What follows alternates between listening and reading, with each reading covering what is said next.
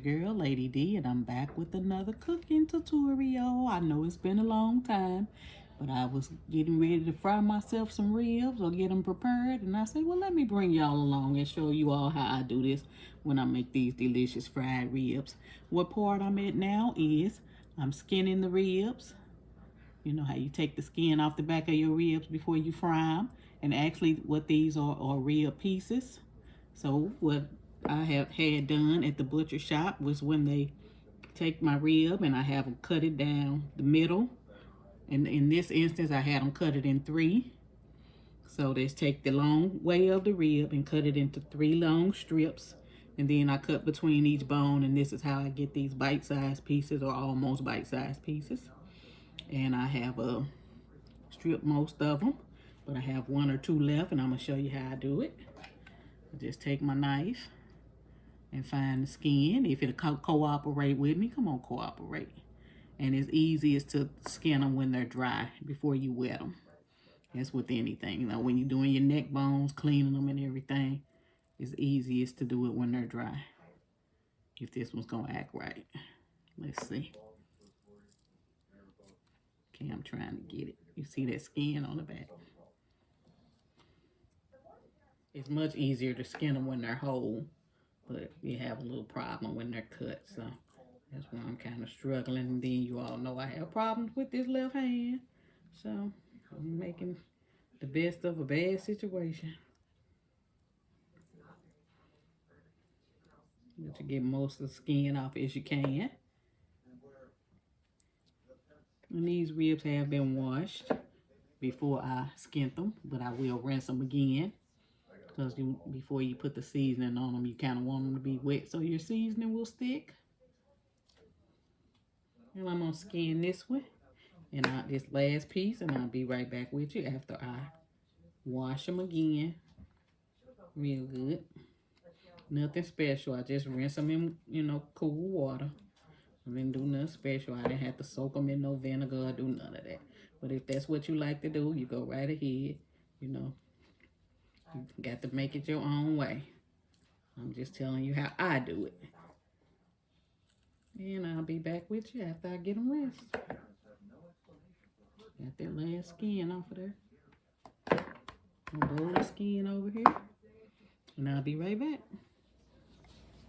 Okay, I am back. I have washed my ribs and transferred them back into the bigger bowl, because with this bigger bowl, I can hold more seasoning and get my seasonings more incorporated. And the seasonings I'm going to be using, oh man, I thought I had regular pepper.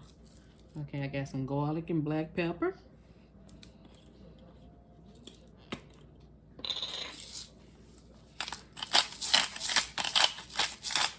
Y'all know how I feel about my garlic pepper. If you're a follower, you know how I feel about my garlic pepper. Love me some garlic pepper, especially when I'm doing my seafood mukbang. This time we got some fresh ground garlic pepper. Make sure you put enough in there so you can season your meat. You want your meat to have a good taste to it. Add a little onion powder.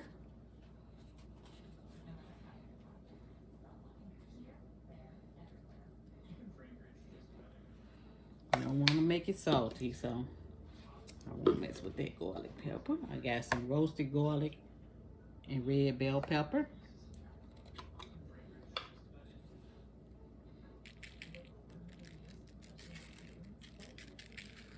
And if it's not your preference of a seasonings, you use what you like. Use what you like. Use the seasonings you like to make it your own. Got a little Lowry seasoning salt. Not gonna use much. Like I said, we don't want it salty. We just want it to taste good. If you prefer Mrs. Dash, that's what you use by all means. I'm just trying to get you there. Got a little garlic butter seasoning. I'm gonna use that. Love that.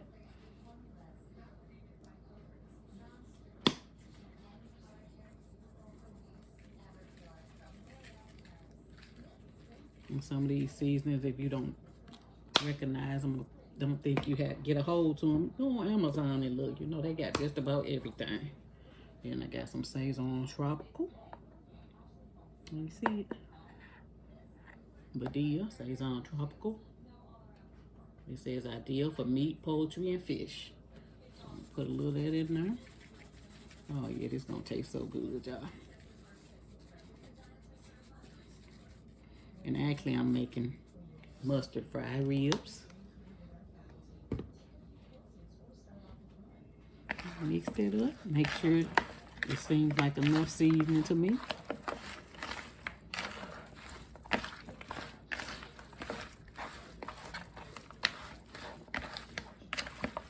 Make sure you go all the way to the bottom.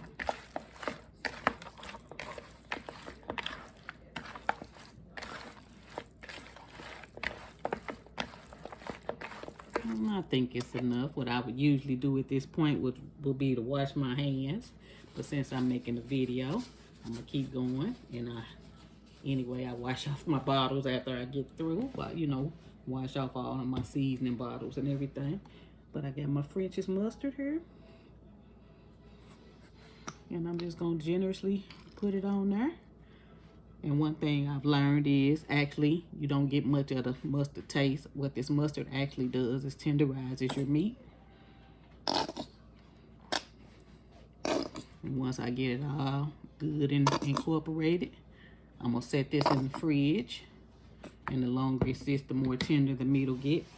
Like I said, it's not really for a taste. And you can taste it a little bit, but not really.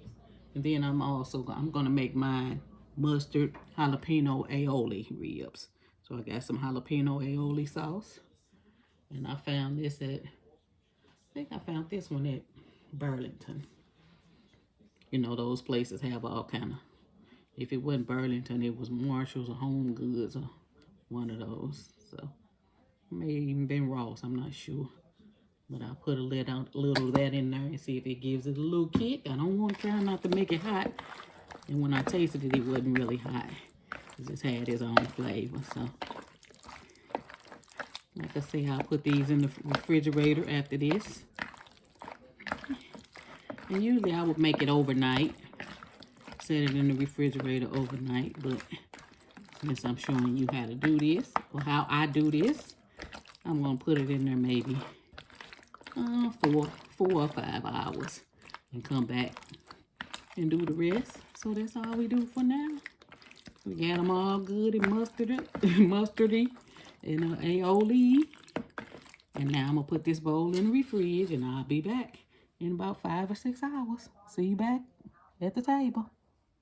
Hey family, I am back. I thought I would show you the next step before we get into frying those ribs. What I'm doing now, I'm taking make me kind of like a little batter that I put on them before I fry them. And all I do is take me, well, with the amount of ribs I have, I think I'm going to use probably 3 large eggs. Put them in me a bowl. Or sometimes I just use a freezer bag or a storage bag. Whatever you prefer. But this time I'm going to use this bowl since I already had it out. And take me 3 large eggs. And put them in this bowl.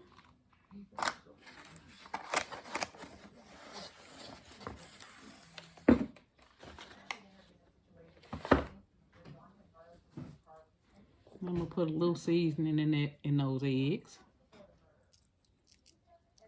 A lot of times when you're frying and you're breading and everything, you lose some of your seasoning in the breading. So we're gonna make sure we got a lot of flavor on these ribs. I like my food kind of flavorful. I don't know about you, but if you don't, then don't add it to the egg. Put a little garlic pepper in there.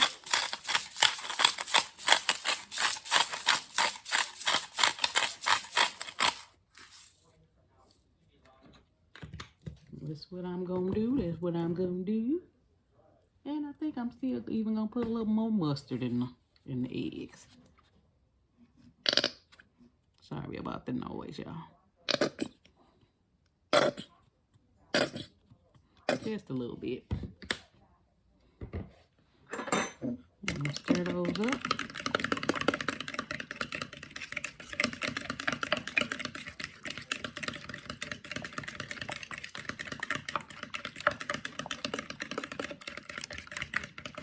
good stir.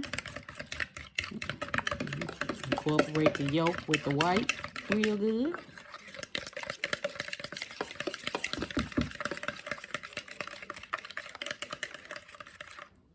I'm gonna put just a smidgen of milk in there, y'all. Just a smidgen. And I forgot to bring the milk, so hold on. Okay, I'm back. I got my milk. Put me a smidgen in there. That's about all I want, is just a drop, almost just a drop. And that's only just to make this more liquidy. The eggs alone is kind of stiff. But I want this to be more liquidy, because like I said, these are almost like a batter fried rib. That's what I'm going for. So this is the base of my batter. The eggs and the milk and the mustard and some seasoning. Okay, got that part done.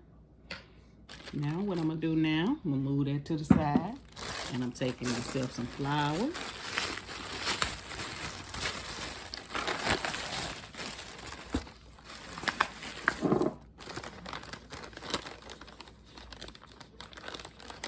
Putting it in your gallon-sized storage bag. I'm gonna pour a little flour in there. And you can kind of just eyeball it and go with the amount of meat you're battering. Is that a word, battering? And put you some in your bag. I think that'll be enough. I think that'll be enough. And some people like to season their flour as well. It's up to you if you do. I think I got enough seasoning here. Me and Slim, we don't really need all of that salt and everything. But sometimes you do want to. Sometimes you cheat a little bit, so it's fine. It's all in what you like. Got my flour there. Got me a little cornstarch I'm gonna add to my flour.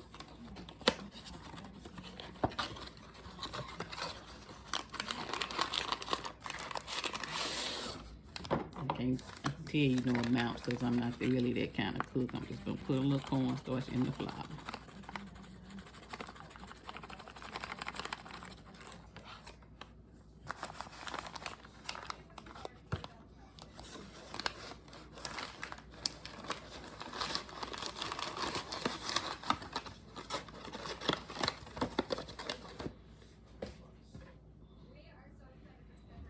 And it's all right to do it different ways each time. That's how you know what you like, and that's how you know what tastes good. Make you a better cook. I have people begging me to cook. What are you cooking? What you cooking? Did you cook? That's what they'll be doing. So I'm going to shake that up real good and incorporate that flour into that cornstarch.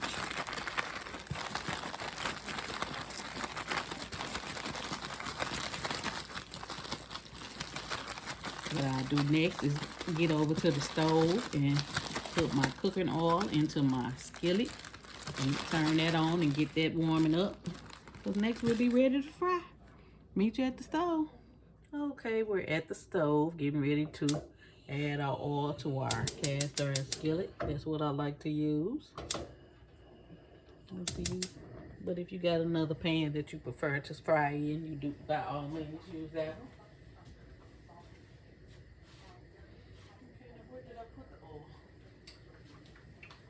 Right here in my face. Right here, y'all. Here we go with that. I'm getting it together. And I'm using vegetable oil, but if you prefer canola or whatever type of oil you like, just use that. And I'm not gonna put too much in there. I'm gonna make it about halfway full. Got my fire on. Well, I got it on high now, but put it on medium heat.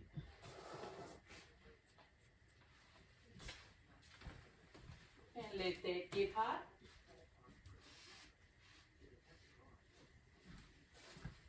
I'm gonna give it a few minutes to get hot and see what it's doing. Okay, family, we are back now at the stove. We got our grease heating up, or our oil heating. Got my ribs out of the refrigerator. All ready to be fried. Got everything right here set up. I got my egg batter mixture right here and my flour and cornstarch also on hand. What I'm going to do now is drop a little of the flour into the oil and see if it's ready. And you see how it's bubbling. That lets you know it's ready, good and hot. So now I'm going to drop a few pieces of the rib into the egg mixture.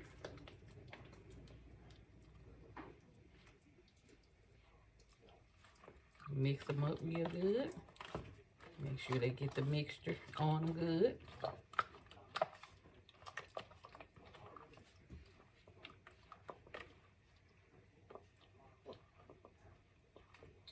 And what I'll do now is drop a few pieces into the bag of flour.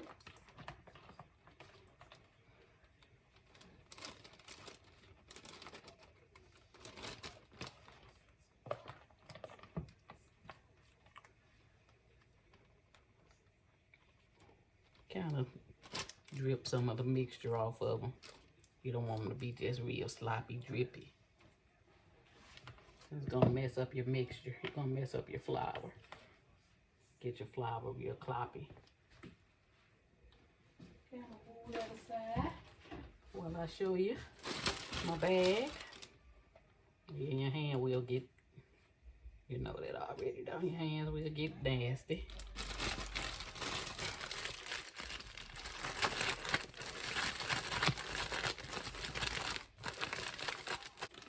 Okay, you want to get them good and floured and drop them in that grease. And I'm going to give it maybe about 12 to 15 minutes. You want to make sure that that pork is cooked.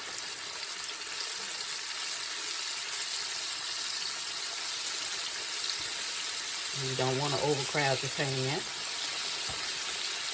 So with the size pan I got, I might put 10 pieces in there maybe. 10 to 12, 8. And I'm not counting, so I can't tell you how many I put in there. If you count with it, leave it in the comments how many that was. I see that one probably shouldn't have went. So see how it's not sitting in the pan comfortably.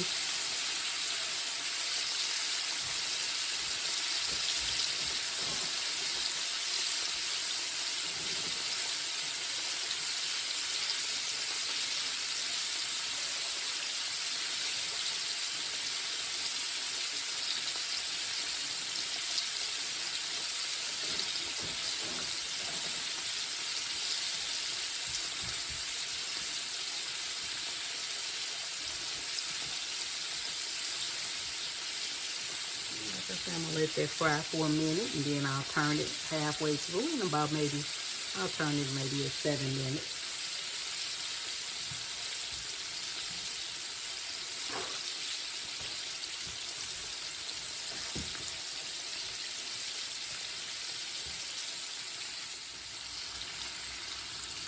Okay, family, it's been about 7 minutes, and our ribs are frying up nicely. I'm gonna give them a turn. And let them fry maybe about another 7 minutes, and they should be good and ready. And turn it nice and brown, just like we want them to, y'all. Golden color.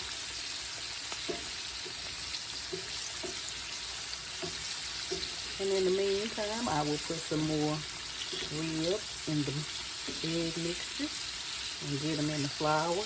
However, I don't like them to sit in the flour too long because they get too thick, and I don't like the batter too thick on them, me personally. If you like thick batter on yours, then by all means, do it the way you like to do it. Let that fry another about 6 to 7 minutes, and we'll be back to take them out and put them in our paper-lined pan here. And we'll be ready to eat. I'll be back. Okay, family, I am back. It's been about 15 minutes. Our ribs have been frying, and I think they're done. Look how nice and golden brown they turned out. It'll be good and crunchy and crispy. Take them off the pan. Replace them with my next batch.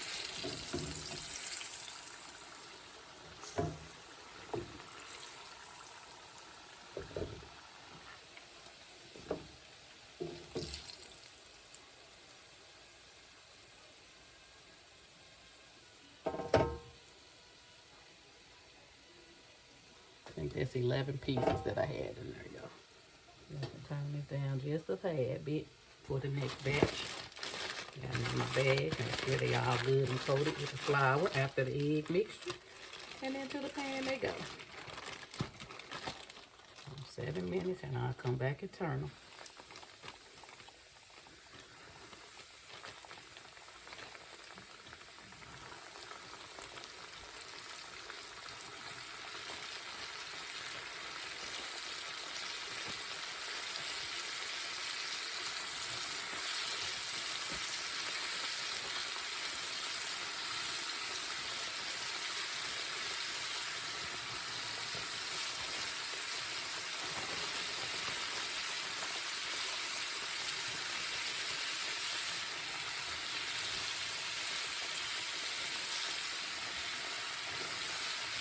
Some of these pieces are kind of big, so it may not fit in as many.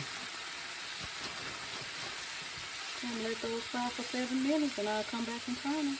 See you then. Okay, we are back. It's been about 7 minutes. This batch has been frying, so now we're gonna turn them.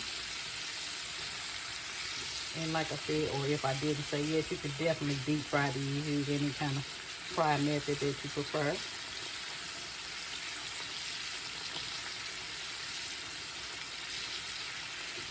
Turn them and give them another 7 minutes, and then I'll take them out and go with it. Will hopefully be the last batch, maybe 2 more batches. But I don't have to show you those because I guess you got the idea by now. About 15 minutes, 7 minutes, 7.5 minutes on each side.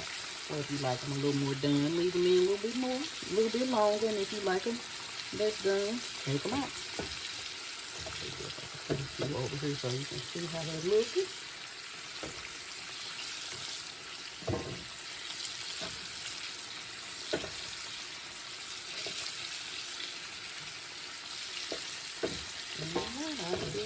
And the film.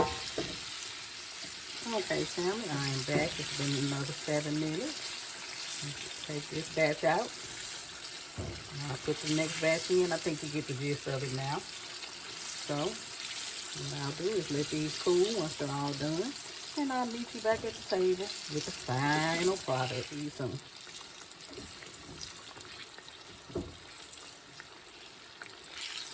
Ooh, I'm ready for these, y'all. Ooh, they look so good.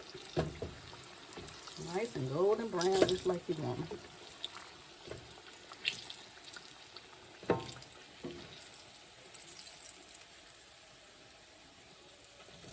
Be back.